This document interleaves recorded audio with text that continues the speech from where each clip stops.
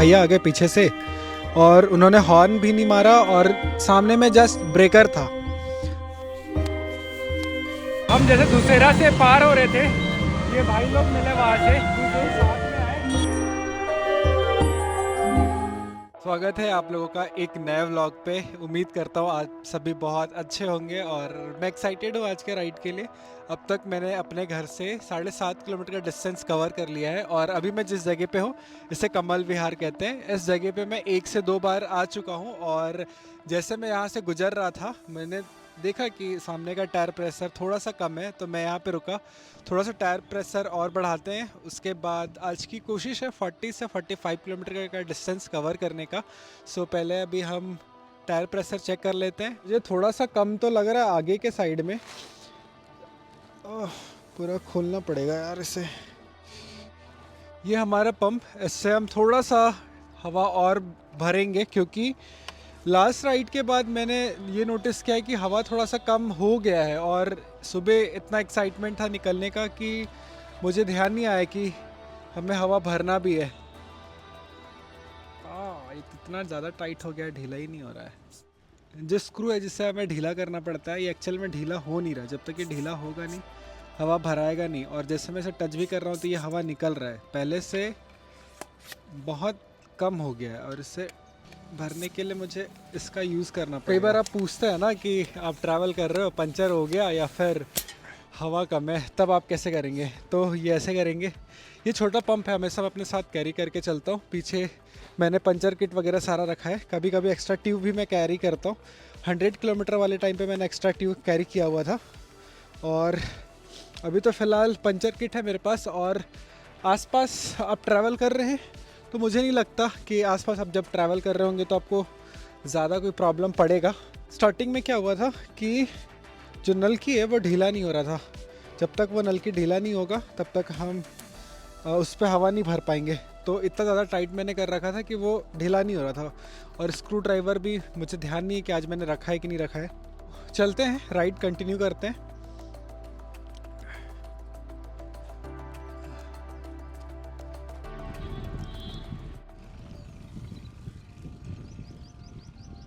अभी tyre pressure बहुत अच्छा है, अभी राइड करने में मज़ा आ रहा है। इससे पहले जब मैं राइड कर रहा था तब टायर प्रेशर थोड़ा सा कम था, मतलब कि हवा कम था।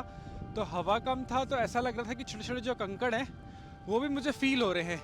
लेकिन अब मैंने थोड़ा हवा भर लिया है तो थोड़ा स्मूथ है, बिल्कुल पता नहीं चल रहा है। और अभी रास्ते अच्छे हैं तो इस रास्ते में राइड करने में और मज़ा आ रहा है। तो अभी हम हैं, अभी कहाँ है? बेसिकली ये जगह मुझे भी नहीं पता कौन सा है। कमल विहार का एंड है।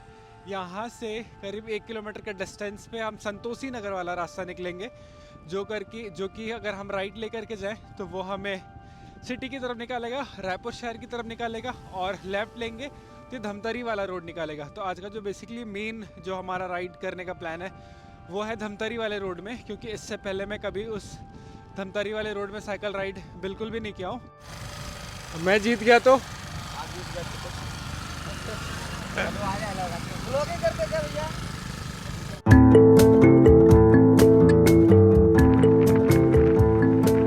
अब तक हमने 15 किलोमीटर का डिस्टेंस कवर कर लिया है। और इससे पहले एक जो विलेज मिला था उसका नाम था डुंडा। तो डुंडा विलेज से करीब 5 किलोमीटर हम राइड करके, ये अभी कौन सा विलेज है एग्जैक्ट तो मुझे नहीं पता, बट हम यहाँ पहुँच गए। यहाँ से 47 किलोमीटर के डिस्टेंस पे है धमतरी।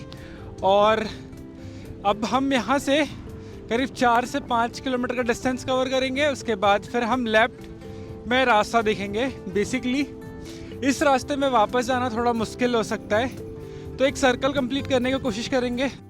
ऑलमोस्ट हमने 18 किलोमीटर का डिस्टेंस कवर कर लिया है और जस्ट मैं पेट्रोल पंप क्रॉस कर रहा था और यहाँ पे ये मुझे ठंडा ठंडा पानी का एक छोटा सर्विस मिला। तो यहीं पे हम अपना एक रडार भर लेते हैं, क्योंकि एक रडार खाली हो चुका है और दूसरा खाली होने वाला है। तो अभी हम हैं खिलौरा में और ये हम अपना लेफ़्ट ले रहे हैं। ये हमें निकालेगा सलोनी में। सलोनी मुझे ऐसा क्यों लग रहा है कि कभी मैं इस विलेज में गया हूँ। अब मुझे नहीं पता इधर कैसे रास्ते मिलेंगे, मैं कहाँ तक जाऊँगा, किस किस रास्तों में होकर के चलूँगा, लेकिन ये रास्ता मुझे ऐसा लग रहा है लास्ट टाइम जो मैंने न्यू रायपुर वाला कंप्लीट किया था वही वाला रास्ता में मिलाएगा। जो आपको याद होगा कि हम न्यू रायपुर साइड से एक सर्कल कंप्लीट करते हुए आ रहे थे, तब हमें विलेज का नाम एग्जैक्ट मुझे याद नहीं आ रहा है कौन सा विलेज एग्जैक्ट, अभी मुझे समझ में तो नहीं आ रहा है कौन सा विलेज था। बट अभी हम जिस विलेज को होकर के जा रहे हैं, इधर के रास्ते तो अच्छे हैं, देखते हैं। शायद मुझे लग रहा है कि कहीं ना कहीं ऐसी जगह निकालेगा जहाँ मैं पहले राइड कर चुका हूँ, ऐसा मुझे लग रहा है। लेकिन देखते हैं, रास्ते अच्छे हैं, चलते हैं।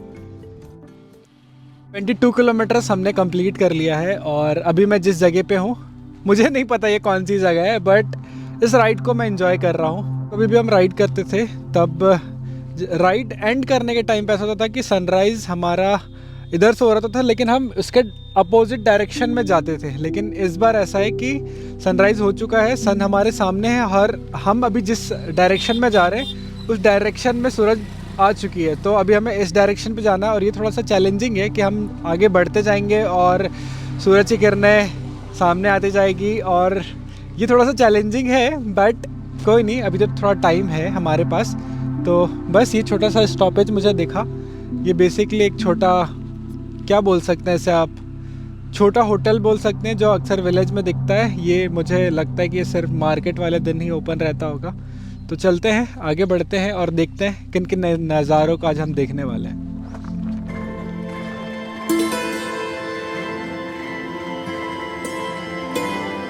इतना तो मुझे पता चल गया है कि कोई भी सीज़न हो, अगर एक फार्मर को खेती में अच्छा बेनिफिट मिलता है तो वो ज़रूर करेगा। क्योंकि अभी जितने विलेज मैंने देखा है सब जगह पे फार्मिंग फार्मिंग फार्मिंग।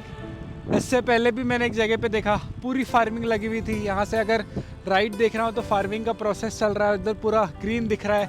बाकी जगह इधर आप देखेंगे तो इधर वैसा नहीं दिखेगा, लेकिन इस साइड राइट में दिख रहा है।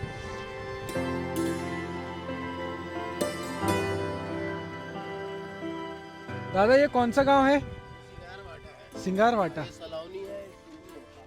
ओके ठीक है। कई बार ना ऐसा आप सफ़र करते रहोगे तब ऐसे कुछ कुछ नज़ारे दिखते हैं जिस पे आपको रुकने का इच्छा होता है। तो ये जगह सिंगारवाटा है। अभी मैंने एक अंकल से पूछा तो मैं यहाँ पे रुका हुआ हूँ। जस्ट वहाँ से मैंने ऐसे लेफ़्ट लिया और ये जो रास्ता दिख रहा है ना, वो उस साइड से मुझे बहुत ज़्यादा खूबसूरत दिख रहा था। और जस्ट मैं यहाँ रुका और यहाँ रुकने के बाद जो ठंडी हवा मुझे मिल रही है ना, वो बड़ा मज़ेदार है। अभी हम निकल चुके हैं बेंद्रे विलेज के लिए। यहाँ से करीब 4 किलोमीटर के डिस्टेंस पे हमें मिलेगा बेंद्रे विलेज।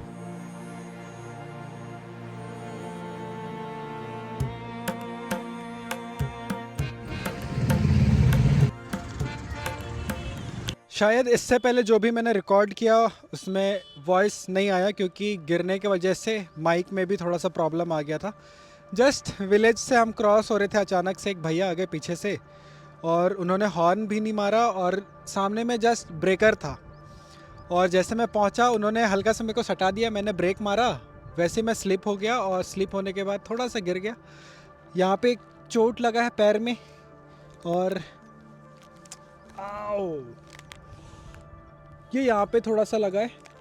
और इसे लगना नहीं कहते हैं, आप ये कह सकते हैं कि एक बहुत बड़े खतरे से मैं बच गया। छोटा सा एक्सीडेंट हो गया और हमारी साइकिल गिर गई। इस पर कुछ हुआ तो नहीं है, मैंने चेक कर लिया, ड्रोन सेफ़ है और थोड़ा सा स्क्रैच आया है बस, बाकी कुछ नहीं हुआ है।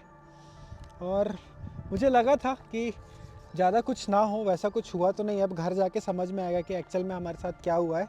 और यहाँ से थोड़ी दूर में ही है हमारा घर, तो अब जितनी जल्दी हो सके हम घर पहुँचते हैं, क्योंकि टाइम भी बीतता जा रहा है, कुछ देर में धूप आ जाएगा।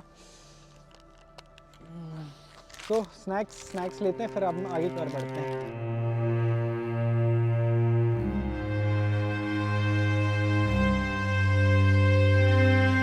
हाँ, डोमन और बबलू कौन से गांव से? तो अभी हम जैसे दुसेरा से पार हो रहे थे, ये भाई लोग मिले वहाँ से, कुछ दूर साथ में आए और यहाँ पे रुके हुए हैं। और इनको हमने अपना YouTube चैनल बताया है, तो सब्सक्राइब उन्होंने कर लिया है। तो हम आगे चलते हैं। तो आप लोग कल या परसों इस वीडियो में आओगे, ठीक है? चलो बाय कर दो, बाय बाय। चलो ठीक। तक हमने 30 किलोमीटर डिस्टेंस कवर कर लिया है और दुसेरा विलेज के बाद में मैं कंटिन्यू राइड नहीं किया। उसके बाद हमने एक शॉर्ट रोड देख करके लेफ़्ट ले लिया, जहाँ से हमने थोड़ा शॉर्ट रोड ले लिया और अभी मैं वापस से कमल विहार पहुँच चुका हूँ। बेसिकली ये सर्कल ही कंप्लीट हुआ, बस थोड़ी सी जगह पे आगे पीछे हमें चलना पड़ा।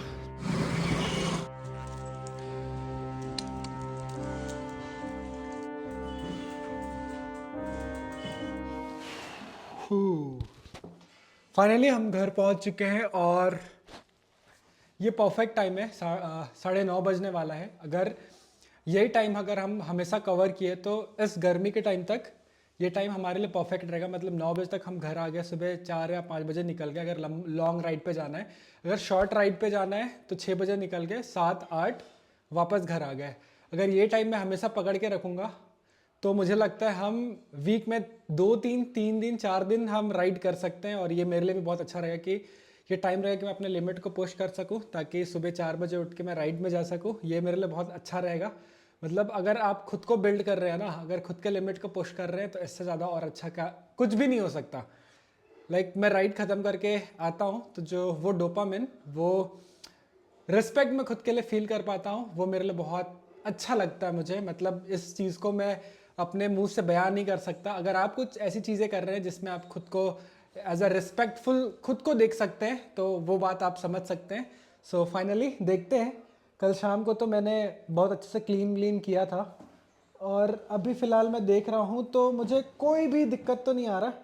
बस एक स्क्रैच ये इसके रबर में एक स्क्रैच दिखा, बाकी तो मुझे कुछ नहीं दिखा। बाकी तो सब मुझे ठीक लग रहा है।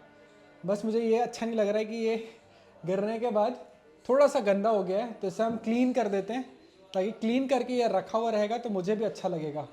तो थोड़ी थकान है बट चलता है, इसे हम क्लीन करते हैं सबसे पहले तो।